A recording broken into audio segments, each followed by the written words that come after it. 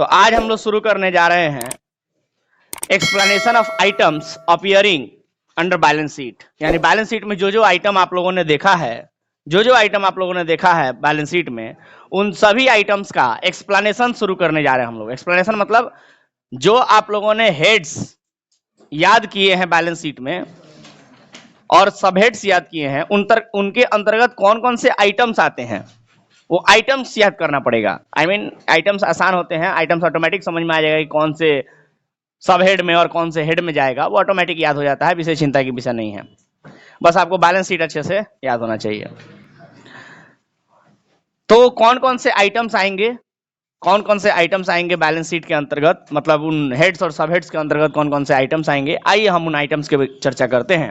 तो सबसे पहले याद कीजिए आप लोग, बैलेंस शीट को अगर आप लोग गौर से देखेंगे तो पाएंगे, बैलेंस शीट को अगर गौर से देखेंगे तो पाएंगे कि सर बैलेंस शीट में सबसे पहला जो हेडिंग होता है, सबसे पहला जो हेडिंग होता है वो इक्विटी एंड लायबिलिटी का होता है। राइट, बोलिए, इक्विटी एंड लायबिलिटी का होता है।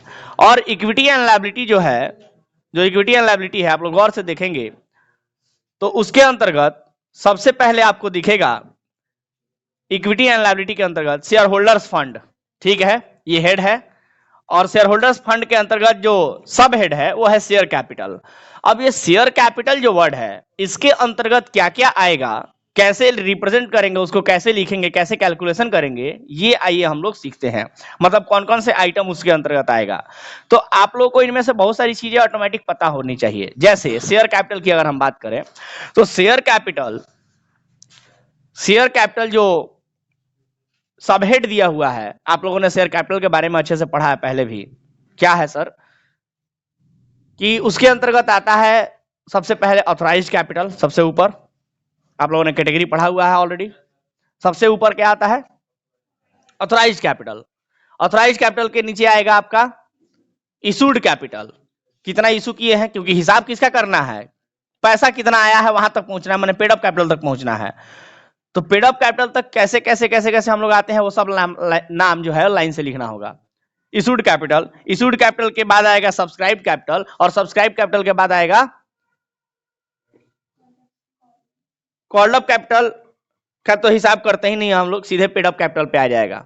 ठीक है, तो पेड अप कैपिटल तक ऐसे हम लोग पहुंचेंगे। और जो कॉल सिनेरियर होगा उसमें से जो पैसा हमको नहीं मिला होगा उसको हम लोग क्या करेंगे, लेस कर देंगे। क्या करेंगे सर? लेस कर देंगे। मतलब जब हम लोग पेड अप कैपिटल तक पहुंचना होगा तो सब्सक्राइब कैपिटल में से पेड अप कैपिटल तक पहुंचना होगा, तो सब्सक्राइब कैपिटल में से हम लोग क्या करेंगे सर, कॉल सिनेरियर को माइनस कर देंगे और इस तरह से हम लोग पहुंच जाएंगे पेड अप कैपिटल तक। तो आइए यही सब चीजें हम लोग को लिखनी है और कैसे लिखनी है उनकी बात करते हैं। तो सबसे पहले हमारा हेड हो जाएगा, सबसे पहले हमारा एक्सप्लेनेशन हो जाएगा, हेडिंग बनाएंगे explanation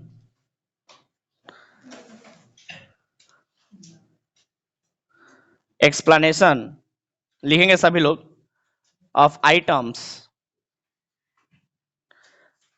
appearing under balance sheet. Balance sheet के अंतर्गत आने वाले जो भी आइटम्स हैं, बैलेंस शीट के अंतर्गत आने वाले जो भी आइटम्स हैं उनका एक्सप्लेनेशन हम लोग पढ़ने जा रहे हैं। तो आइए क्या क्या होगा एक्सप्लेनेशन में। तो सबसे पहला हमारा आएगा शेयर होल्डर्स फंड में। सबसे पहला शेयर होल्डर्स फंड में क्या आएगा सर? सबसे पहला शेयर होल्डर्स फंड में आएगा share capital, share holders fund, share holders fund, और उसके अंतर्गत आएगा share capital. Share holders fund में सबसे पहले क्या आता है? Share capital, share capital. और हम लोग पढ़ने वाले हैं कि शेयर कैपिटल के अंतर्गत, शेयर कैपिटल के अंतर्गत कौन कौन से आइटम आएंगे ये हम लोगों को जानना है। राइट सर, तो आइए जानते हैं शेयर कैपिटल के अंतर्गत कौन कौन से आइटम्स आएंगे। चलिए शुरू करते हैं। लिखेंगे सबसे पहले हम लोग लिखेंगे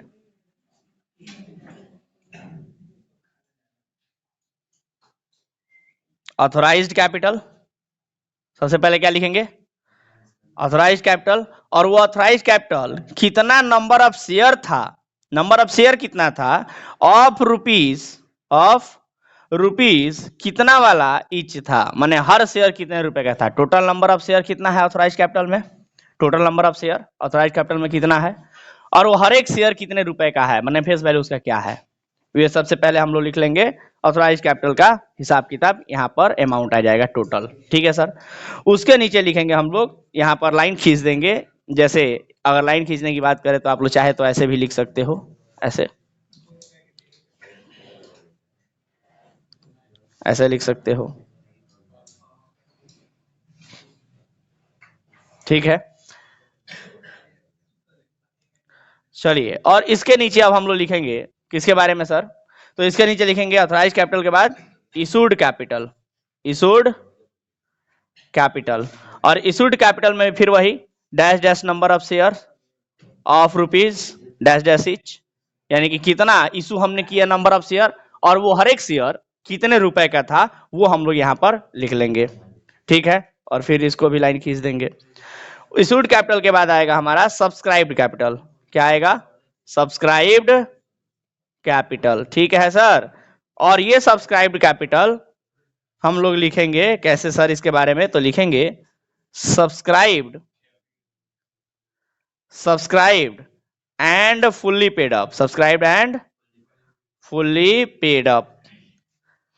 कितना नंबर ऑफ शेयर था ये लिखेंगे हम लोग, shares dash dash shares of rupees dash dash etch, कितने रुपए का था पर शेयर पेड अप, लिखने की जरूरत नहीं है, यहीं पे रहने देते हैं और अमाउंट यहाँ पर लिख देते हैं, ठीक है सर। तो ये हो गया आपका पेड अप शेयर तक। लाइन मत खींचिएगा यहाँ पर, क्योंकि इसी में से हमें क्या करना होगा, लेस करना होगा एक आइटम को लेस करना होगा, और वो कौन सा आइटम होगा sir, calls in arrear. Calls in arrear को हम लोग क्या कर देंगे, लेस कर देंगे। कॉल्स इन एरियर अगर कोई हुआ होगा तो उसको लेस कर दिया जाएगा। इसका मतलब जो पेड अप शेयर कैपिटल अगर कॉल्स इन एरियर हुआ होगा तो पेड अप कैपिटल का अमाउंट इनर कॉलम में लिखना होगा अंदर, और कॉल्स इन एरियर को फिर माइनस करके तब बाहर करना होगा, ठीक है सर। अगर कॉल्स इन एरियर नहीं दिया होगा तो पेड अप शेयर कैपिटल का अमाउंट सीधे सीधे बाहर लिख दीजिएगा, ठीक है। चलिए ध्यान दीजिए, तो यहां पर आकर के हमारा ये शेयर कैपिटल वाला जो है हिस्सा पेड अप कैपिटल तक लगभग खत्म हो जाता है। बट एक और चीज इसमें आती है, शामिल होती है एक और चीज छोटी सी, क्या है वो, शेयर फॉरफीचर। आप लोगों ने अभी अभी फॉरफीचर के बारे में पढ़ा था। अगर कोई शेयर हम लोगों ने फॉरफिट किया होगा, अगर कोई शेयर हम लोगों ने फॉरफिट किया होगा तो फिर उसको क्या किया जाएगा, यहां पर ऐड किया जाएगा और लिखा जाएगा share forfeiture account, share forfeiture account से ऐड किया जाएगा, ठीक है यहां पर। और इस प्रकार से हमारा यहां बन जाएगा टोटल। ये हो गया हमारा शेयर कैपिटल का। शेयर कैपिटल जब खत्म हो जाता है तो याद कीजिए आप लोग बैलेंस शीट, शेयर कैपिटल जब खत्म हो जाता है, जो हेड है शेयर कैपिटल नाम का ये खत्म हो जाता है, तो फिर क्या शुरू होता है सर, शेयर कैपिटल के बाद क्या आता है, रिजर्व एंड सरप्लस। तो अब रिजर्व एंड सरप्लस में क्या आएगा उसके बारे में लिखेंगे हम लोग लाइन से, रिजर्व एंड सरप्लस। दूसरा नंबर शुरू करते हैं क्या सर, दूसरा नंबर शुरू करेंगे रिजर्व एंड सरप्लस। और रिजर्व एंड सरप्लस में हम लोग जानेंगे कि कौन कौन से रिजर्व एंड कौन कौन से सरप्लस इसके अंतर्गत आ जाएंगे। तो रिजर्व एंड सरप्लस में लिखना शुरू करेंगे, क्या क्या रिजर्व और क्या क्या सरप्लस आएगा, तो उन सब के बारे में लिखेंगे। सबसे पहले रिजर्व एंड सरप्लस में जान लीजिए कि जितने तरह के प्रॉफिट्स हो सकते हैं बिजनेस में, जितने तरह के, चाहे रिवेन्यू नेचर का कोई हो चाहे कैपिटल नेचर का हो, डजंट मैटर, जितने भी तरह का रिवेन्यू नेचर का हो या कैपिटल नेचर का हो या बिजनेस का हो या बिजनेस के बाहर का हो, प्रॉफिट अगर प्रॉफिट है तो लिखा जाएगा, प्रॉफिट है तो लिखा जाएगा, ठीक है। चाहे वो प्रॉफिट किसी भी नेचर का हो, रिजर्व किसी भी नेचर का हो, सरप्लस किसी भी नेचर का हो, सारा का सारा लिखाएगा, ठीक है सर। तो चलिए लिखेंगे सबसे पहले इसमें क्या क्या आइटम आएगा, तो लिखेंगे कैपिटल रिजर्व, कैपिटल रिजर्व लिखेंगे, कैपिटल रिजर्व। और क्या क्या आ सकता है सर, कैपिटल रिडम्पशन रिजर्व आ जाएगा, कैपिटल रिडम्पशन रिजर्व। जिस भी वर्ड के अंतर्गत लास्ट में अगर रिजर्व लग गया मतलब वो प्रॉफिट का पार्ट है, वो आएगा ही रिजर्व एंड सरप्लस में। तीसरा सिक्योरिटी प्रीमियम आप लोग जानते हैं ये भी प्रॉफिट होता है, सिक्योरिटी प्रीमियम होता है ना ये प्रॉफिट, सिक्योरिटी प्रीमियम या सिक्योरिटी प्रीमियम रिजर्व भी कुछ लोग इसको कहते हैं। उसके बाद आ जाएगा आपका debenture redemption reserve, debenture debenture redemption, debenture redemption reserve. उसके बाद आ जाएगा रिवैल्यूएशन रिजर्व, फटाफट लिखिए सब लोग, रिवैल्यूएशन रिजर्व। रिवैल्यूएशन रिजर्व के बाद आ जाएगा share option, share option outstanding account, और उसके बाद आ जाएगा अदर रिजर्व, और अगर अलग किसी प्रकार का होगा रिजर्व तो वो भी आ जाएगा, अदर रिजर्व आ जाएगा। एंड फिर लास्ट में हो जाएगा किसी भी तरीके का सरप्लस जो नॉर्मल बिजनेस एक्टिविटी से आता है, सरप्लस जो नॉर्मल बिजनेस एक्टिविटी से आता है, जिसको हम लोग क्या कहते हैं, balance of statement of profit and loss कहते हैं। प्रॉफिट एंड लॉस अकाउंट से जो हमारा निकल के आता है कि नहीं, वो कोई अगर प्रॉफिट बचा होगा तो उस प्रॉफिट को भी इसमें हम लोग दिखाएंगे। नॉर्मल बिजनेस एक्टिविटी में जो होता है ना उसको तो प्रॉफिट एंड लॉस के नाम से दिखाते हैं, तो उसको भी यहाँ पर प्रॉफिट एंड लॉस के नाम से दिखाया जाएगा। ठीक है सर, या सरप्लस के नाम से दिखाया जाएगा। तो ये हो गया आपका रिजर्व एंड सरप्लस। आपको मालूम होना चाहिए कि मतलब जो हम लोगों ने बैलेंस शीट में आइटम्स याद किए हैं उनके अंतर्गत कौन माने जो हेड्स और सब हेड्स याद किए हैं हम लोग, उस हेड्स और सब हेड्स के अंतर्गत कौन कौन से आइटम आ सकते हैं। जैसे आपसे कोई पूछेगा कि बताइए जो आपने लिखा है सिक्योरिटी प्रीमियम, आपने पढ़ा होगा इशू ऑफ शेयर में सिक्योरिटी प्रीमियम नाम का आइटम, अगर बताइए बैलेंस शीट में सिक्योरिटी प्रीमियम दिखाना हो तो कहां दिखाएंगे, तो आपको पता होना चाहिए जगह कहां दिखाना है, ताकि बैलेंस शीट जब प्रेजेंट करें आप तो आपको मालूम होना चाहिए कि हाँ सर ये आइटम यहां दिखेगा। आपको मालूम होना चाहिए कि सिक्योरिटी प्रीमियम एक तरह का प्रॉफिट है और इसलिए कोई भी तरह का प्रॉफिट जो है वो रिजर्व एंड सरप्लस सब हेड्स में दिखता है। क्लियर है बात? तो ऐसे के सवाल पूछे जाएंगे आपसे। ये आइटम्स जो हम लोग लिख रहे हैं ना, ये सवाल डायरेक्ट क्वेश्चन ऑब्जेक्टिव में आएगा, शॉर्ट क्वेश्चंस में भी आ सकता है। डायरेक्ट आइटम पूछेगा, आपको सब हेड्स बताने होंगे या हेड्स बताने होंगे। लॉजिक समझ में आ रहा है क्या? चलिए तो जरा जल्दी से बताइए हमको, रिजर्व एंड सरप्लस के बाद एक था आपका तीसरा number, money received against share warrant. Money received against share warrant, यही था ना जी तीसरा नंबर, मनी रिसीव्ड, और money received against share warrant. आपको बता दें कि money received against share warrant में कोई भी आइटम नहीं मिलेगा। चलिए एक तो हल्का हुआ, इसमें याद नहीं करना है, ये आपको देगा तो इसी नाम से देगा, इसके अंतर्गत आइटम नहीं देंगे। ये ऑलरेडी अपने आप में मेजर हेड भी है, सब हेड भी है, आइटम भी है, इसके अंतर्गत कुछ नहीं देगा आपको। अगर बैलेंस शीट में नॉर्मली तो ये दिखेगा ही नहीं, बैलेंस शीट में क्वेश्चन में बनाते समय नॉर्मली ये दिखता ही नहीं है। इनफैक्ट आपको बता दें कि सीबीएसई सिलेबस से भी इसको बाहर कर दिया गया है, बट अगर दिखा भी तो इसी नाम से दिखेगा ये। तो आप लोगों को पता है कि इस आइटम को कहां दिखाना है कि नहीं? Share capital reserve and surplus के बाद तीसरा आइटम यही होता है, शेयर होल्डर्स फंड में। कोई दिक्कत किसी को बोलिए? चलिए तो money received against share warrant भी हो गया। तो इस तरह से आपका शेयर होल्डर्स फंड खत्म हो जाता है। बताइए शेयर होल्डर्स फंड के बाद क्या था, जल्दी बोलिए। Yes sir, share application money pending allotment, यही था ना? तो उसको हम 4 नंबर ऐसे हेड बना दे क्या, लाइन से ही चलते हैं 4 नंबर 5 नंबर ऐसे करते हुए, है ना? Share application money pending allotment, share application money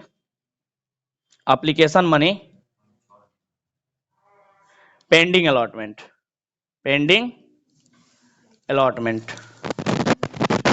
यही था सर। आपको मजे की बात ये भी बता दे कि share application money pending allotment नाम का जो आइटम है, ये आइटम भी ऐसे ही मिलेगा, मतलब इसी नाम से मिलेगा, इसके अंतर्गत कुछ याद करने की जरूरत नहीं है।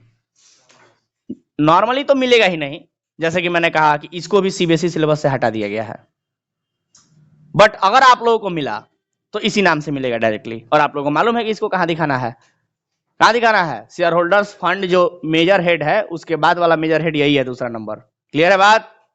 चलिए तो ये खत्म हो गया। 5वां नंबर सर, शुरू क्या हो जाता है? नॉन करेंट लायबिलिटीज, और इसके अंतर्गत ढेर सारे, मेजर हेड के अंतर्गत ढेर सारे सब हेड्स आते हैं और सब हेड्स के अंतर्गत ढेर सारे आइटम्स आएंगे। तो आइए कौन कौन से आइटम्स आएंगे। पहले तो हम लोग मेजर हेड लिख लेते हैं। मेजर हेड का नाम क्या है? Non current liabilities. Non current liabilities, ये आपका हो गया major head, right sir. Non current liabilities, और इस नॉन करेंट लायबिलिटीज के अंतर्गत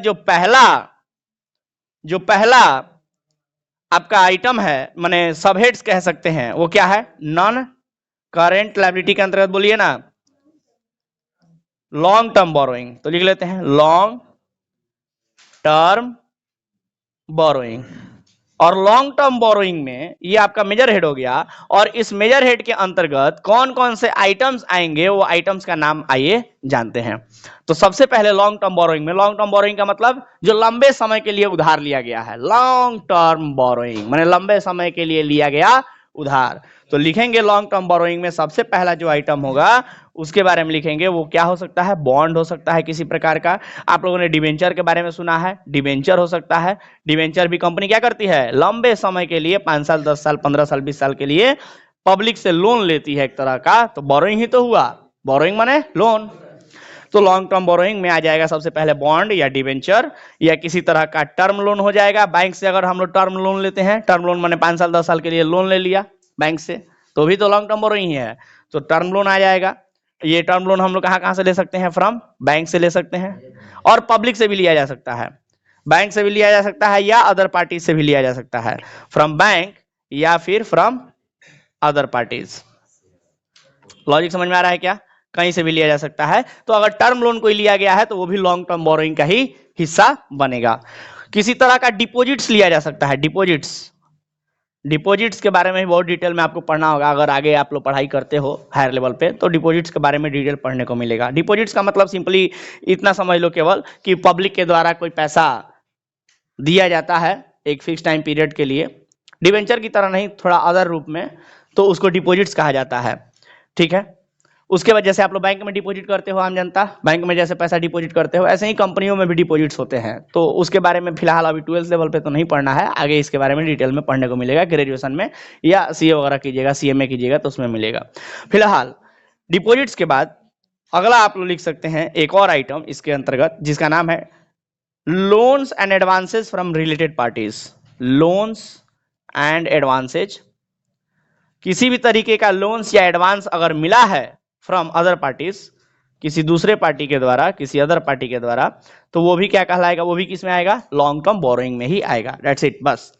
चलिए आप लोग बताइए जल्दी से हमको कि नॉन करेंट लायबिलिटी में, जो नॉन करेंट लायबिलिटी जो मेजर हेड है, उसके अंतर्गत जो पहला सब हेड था जिसका नाम था लॉन्ग टर्म बोरोइंग, इसके बाद कौन सा सब हेड आता है? लॉन्ग टर्म बोरोइंग के बाद कौन सा सब हेड आता है सर? यस, तो चलिए उसको लिख लीजिए,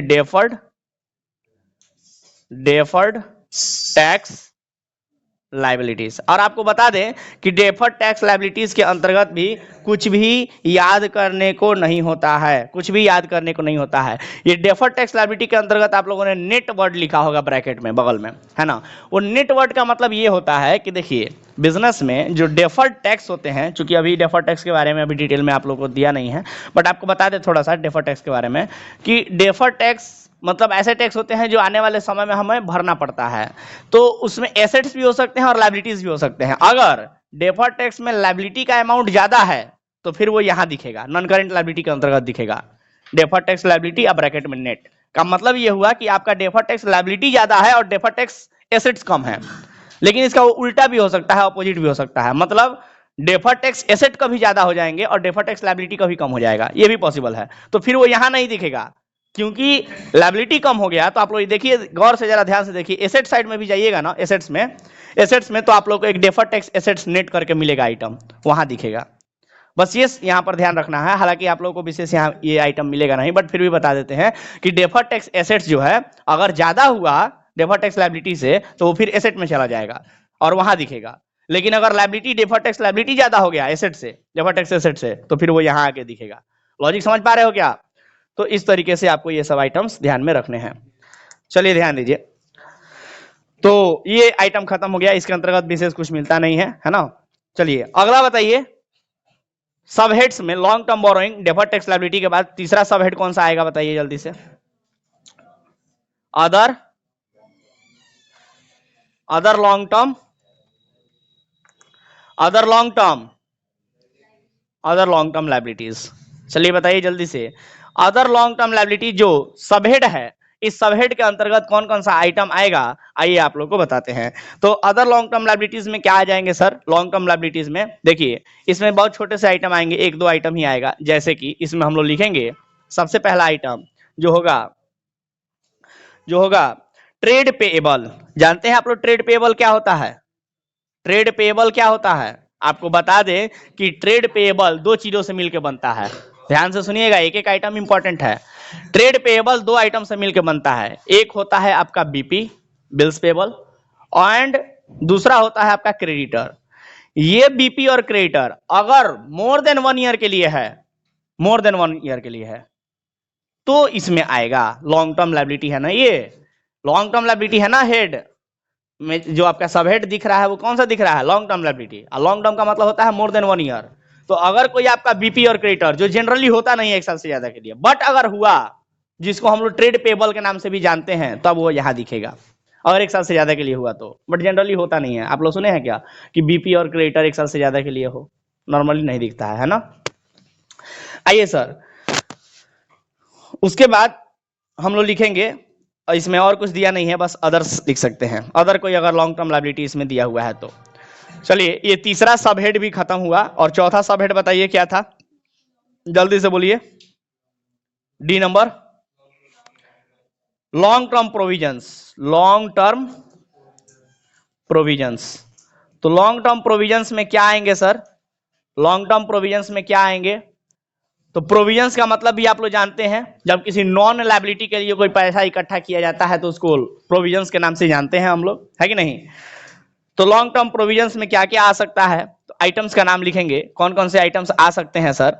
तो आइटम हो जाएगा सबसे पहले आपका प्रोविजन फॉर, किसके किसके लिए हम लोग प्रोविजन बना सकते हैं कंपनी में?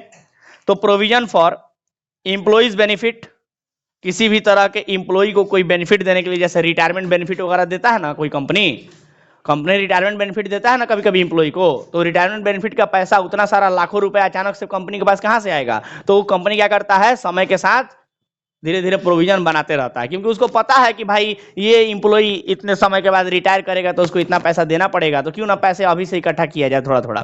तो provision for employees benefit, employ के बेनिफिट के लिए प्रोविजन बनाया जाता है, ठीक है। या किसी भी तरीके का वारंटी वगैरह है कंपनी के ऊपर, वारंटी गारंटी है अमाउंट देने का किसी को, तो वो हो सकता है प्रोविजन फॉर वारंटी हो सकता है, प्रोविजन फॉर वारंटी। समझ रहे हैं बात? उसके बाद प्रोविजन कैसे हो सकते हैं सर? उसके बाद प्रोविजन कैसे हो सकते हैं? कुछ खास नहीं प्रोविजन। उसके बाद हम लोग लिख सकते हैं अदर कोई हो सकता है, कोई अदर प्रोविजन किसी भी नाम से दिया हो, किसी भी तरीके का प्रोविजन किसी नाम से दिया हो, तो वो यहाँ पे, हाँ, बशर्ते लॉन्ग टर्म के लिए होना चाहिए, मतलब 1 साल से ज्यादा के लिए होना चाहिए, ठीक है। शॉर्ट टर्म वाला यहाँ नहीं आएगा, शॉर्ट टर्म वाला शॉर्ट टर्म में जाएगा, क्योंकि इसके बाद वही शुरू होता है। बताइए, तो ये सबहेड अगर खत्म हो जाता है तो आप सभी हमको बताइएगा कि अगला कौन सा शुरू होता है सर, कोई बताएगा? तो उसको कौन सा नंबर दे दे हम लोग? नॉन करेंट लायबिलिटी कैसे नंबरिंग किए थे हम लोग? हाँ जी, नंबरिंग गलत हो गया ना जी। 4 नंबर 5 नंबर, अब 5 के अंतर्गत ये चारों लिख दिए हैं, इसका मतलब 6 नंबर लिखना पड़ेगा अब। चलिए 6 नंबर लिख लेते हैं, कोई बात नहीं। बोलिए क्या लिखे, बोलिए ना। करंट लायबिलिटी लिखेंगे हेड, है ना। और करंट लायबिलिटी के अंतर्गत, करंट लायबिलिटी के अंतर्गत क्या क्या आएगा सर? 4 ठो सब हेड आएगा, है ना। 4 ठो है ना सब हेड। तो सबसे पहला सब हेड क्या है बताइए नाम? सबसे पहला सब हेड का नाम बताइए क्या है? Short term borrowing, short term borrowing. तो आइए, शॉर्ट टर्म बोरोइंग के अंतर्गत पहला जो सबहेड है शॉर्ट टर्म बोरोइंग, इसके अंतर्गत कौन कौन से आइटम्स आएंगे, जरा आइटम्स जान लेते हैं। कौन कौन से आइटम आएंगे सर शॉर्ट टर्म बोरोइंग के अंतर्गत? तो चलिए लिखेंगे, सबसे पहला आइटम सबसे पहला आइटम लिखेंगे इसमें, ध्यान दीजिए,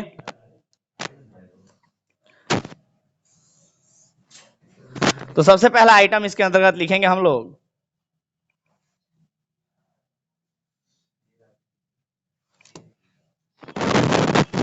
सबसे पहला आइटम लिखेंगे loans repayable on demand, loans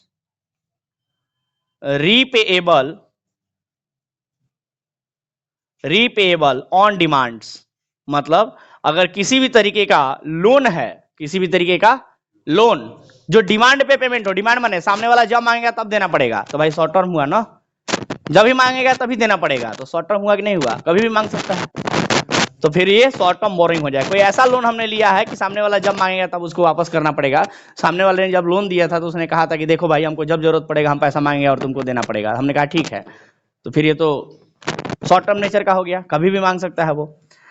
चलिए, तो ये हो जाएगा लोन रीपेएबल, यानी कोई ऐसा लोन लिए है जिसका रीपेमेंट करना है डिमांड पे, यानी कि जब भी सामने वाला पैसा मांगेगा तो ये जो पैसा है, ये लोन जो है हम लोग कहाँ से ले सकते हैं, कहाँ से ले सकते हैं, बैंक से ले सकते हैं, फ्रॉम बैंक, बोलिए, फ्रॉम बैंक से ले सकते हैं, और कहां से ले सकते हैं, फ्रॉम अदर पार्टीज, है कि नहीं, अदर पार्टी से भी ले सकते हैं। उसके बाद क्या हो सकता है sir, deposits short term nature का होना चाहिए, ध्यान दीजिएगा, डिपॉजिट्स आपने वहां भी देखा था, लॉन्ग टर्म में भी और शॉर्ट टर्म में भी मिल रहा है डिपॉजिट, मतलब ये हुआ कि यहां पर 12 महीने से कम के लिए होना चाहिए, लिख देते हैं अप टू 12 मंथ, ऐसे लिख देते हैं अप टू 12 मंथ, है ना, ध्यान रहेगा 12 महीने से ज्यादा का नहीं होना चाहिए डिपॉजिट।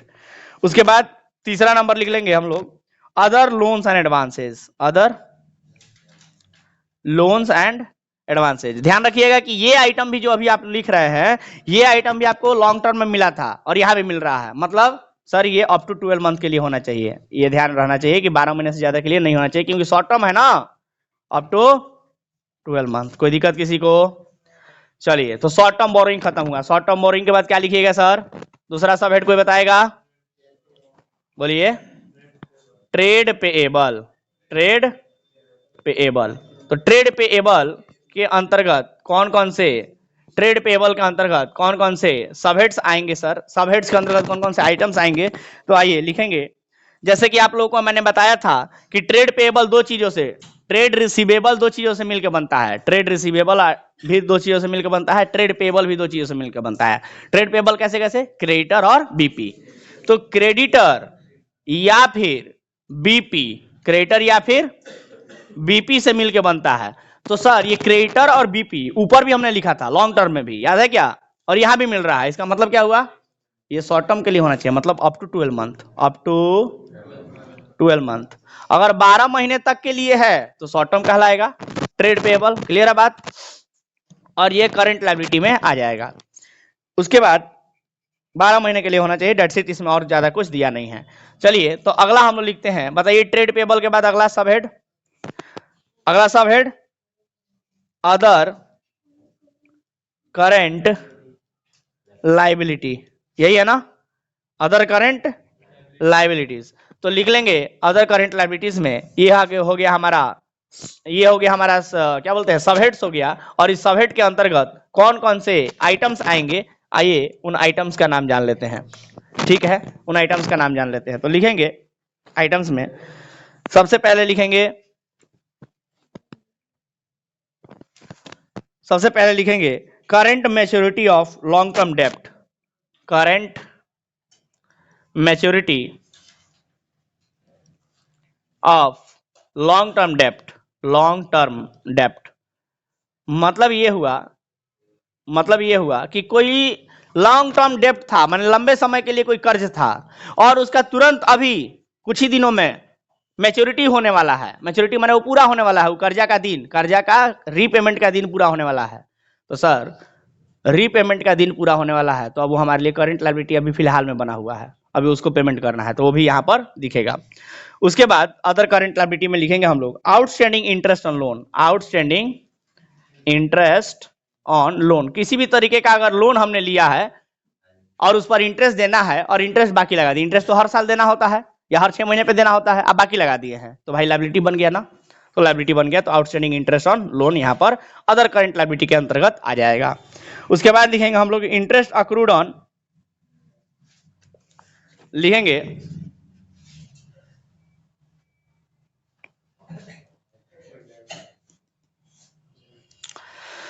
चलिए ध्यान दीजिए, तो लिखेंगे यहां पर तीसरा हम लोग सब हेड के अंतर्गत तीसरा आइटम लिखेंगे interest accrued on, interest accrued on, interest accrued and लिख लीजिए, accrued and due on borrowing, due on borrowing, यानी किसी तरीके का इंटरेस्ट अक्रूड हो गया है, माने बाकी हो गया है, जो कि ड्यू ऑन बोरोइंग माने कर्जा हम लिए थे, ये ऊपर वाला आइटम से ही मिलता जुलता है, पॉइंट नंबर बी जो हमने लिखा है उसी से मिलता जुलता है कि कोई कर्ज लिए थे और उस पर इंटरेस्ट आ गया है और अभी तक वो क्या है, ड्यू है, बाकी है, अभी दिए नहीं है। ठीक है सर, तो ये आ जाएगा अदर करेंट लायबिलिटीज के अंतर्गत। उसके बाद अदर करेंट लायबिलिटी में और ढेर सारी चीजें हम लिख सकते हैं, जैसे कि income received in advance, income received in advance, किसी तरीके का इनकम जो है वो एडवांस में अगर हमको मिल जाता है तो फिर ये भी क्या बन जाता है, अदर करंट लायबिलिटी बन जाता है। आवाज नहीं करना है सर, ध्यान दीजिए। अनपेड डिविडेंड, अगर कंपनी प्रॉफिट कमाई है, अगर कंपनी ने प्रॉफिट कमाया है और प्रॉफिट के बाद उनको डिविडेंड बांटना होता है शेयर होल्डर्स को और कंपनी ने डिविडेंड नहीं बांटा तो फिर वो भी लायबिलिटी बन जाता है सर। डिविडेंड बांटना जिम्मेदारी है कंपनी की, बांटना पड़ेगा सर, है ना। और मान लीजिए कि आपने बांटने के लिए कह दिया है कि हाँ हम इतना डिविडेंड बांटने जा रहे हैं, आपने ऐसा पब्लिश कर दिया, मतलब देखिए मैं ये समझाना चाहता हूं कि जरूरी नहीं कि कंपनी डिविडेंड हर साल बांटे ही, बट अगर आपने अनाउंस कर दिया है कि हम बांटने वाले हैं और बांटेंगे इतना %, और ऐसा अनाउंस करने के बाद आपने प्रोविजन बना दिया डिविडेंड का कि डिविडेंड हमें बांटना है, लेकिन आपने बांटा नहीं, तो फिर वो क्या बन जाएगा, लायबिलिटी बन जाएगा। अब तुरंत आपको कुछ ही दिन में पेमेंट करना पड़ेगा, नहीं तो सरकार कार्रवाई करेगी आप पर। इसलिए कहने का मतलब है कि अनपेड अगर डिविडेंड रह जाता है तो कंपनी के ऊपर वो लायबिलिटी बन जाता है, अदर करंट लायबिलिटी के अंतर्गत वो दिख सकता है। उसके बाद हम लोग आइटम लिखेंगे क्या sir, application money received which is due for refund. कोई ऐसा application money, application money received, आप लोगों ने सुना होगा कि एप्लीकेशन मनी मिल गया लेकिन सर उसको रिफंड करना है क्योंकि एक्सेस आ गया था, एक्सेस आ गया था तो रिफंड करना पड़ता है, तो ऐसे पैसे भी अदर करंट लायबिलिटी के अंतर्गत दिख सकते हैं। Application money received which is due for refund, ठीक है। और लास्ट लिख लीजिए अदर पेएबल्स, अगर किसी और तरीके का अगर मिल जाए तो अदर करंट लायबिलिटी में हम लोग लिख सकते हैं। और लास्ट बचता है हमारा लायबिलिटी साइड में सबसे लास्ट सब हेड बचता है, कौन सा बताइए, डी नंबर बचता है short term provisions, short term provisions. और शॉर्ट टर्म प्रोविजंस में भी आपको क्या करने हैं सर, शॉर्ट टर्म प्रोविजंस में भी आइटम्स आएंगे, छोटे छोटे 2 आइटम आएंगे, उन दोनों का नाम लिख लेना है। कौन कौन से आइटम होंगे, तो सबसे पहला लिखेंगे हम लोग, सबसे पहला लिखेंगे provision for employ benefit, provision for employ benefit. ध्यान रखिएगा ये आइटम आप लोगों को लॉन्ग टर्म में भी मिला था, याद है क्या, लॉन्ग टर्म में भी मिला था। तो अगर लॉन्ग टर्म के लिए हम लोग कोई प्रोविजन बना रहे हैं एम्प्लॉय को बेनिफिट देने के लिए तो फिर वो लॉन्ग टर्म प्रोविजन में आएगा, बट अगर शॉर्ट टर्म के लिए है मतलब 12 महीने तक के लिए है तो फिर शॉर्ट टर्म प्रोविजन में आ जाएगा। और फिर अदर्स लिख सकते हैं हम लोग, जैसे कि अदर्स में आ जाएगा जैसे कि provision for taxes, provision for taxes, tax देने के लिए कभी कभी, टैक्स पेमेंट करने के लिए कभी कभी प्रोविजन बनाया जाता है कंपनी में, तो वो भी क्या हो जाएगा, शॉर्ट टर्म प्रोविजन के अंतर्गत आ जाएगा। कोई दिक्कत किसी को, समझ आया क्या। तो ये हो गया आइटम वाइज आपका लायबिलिटी साइड के सारे आइटम्स खत्म हो गए, आधा मतलब बैलेंस शीट खत्म हो गया है ना। अब बच गया आधा जिसको एसेट साइड में लिखना है। एसेट्स में ऐसे ही मेजर हेड्स, सब हेड्स और सब हेड्स के अंतर्गत आने वाले आइटम्स के बारे में जानना है, ठीक है। समझ में आया क्या, यस सर। चूंकि आज समय खत्म हो चुका है तो आज इतना ही रहने देते हैं, बट ध्यान दीजिएगा कल के क्लास में आते ही सबसे पहले हम पूछना शुरू करेंगे कि बैलेंस शीट याद है कि नहीं है। बैलेंस शीट याद होना चाहिए। और फिर अगले क्लास में हम लोग प्रयास करेंगे इस चैप्टर के क्वेश्चंस बनाने का, ठीक है। तो चलिए आज के लिए मेरी तरफ से इतना ही, मिलते हैं अगले क्लास में, तब तक के लिए धन्यवाद।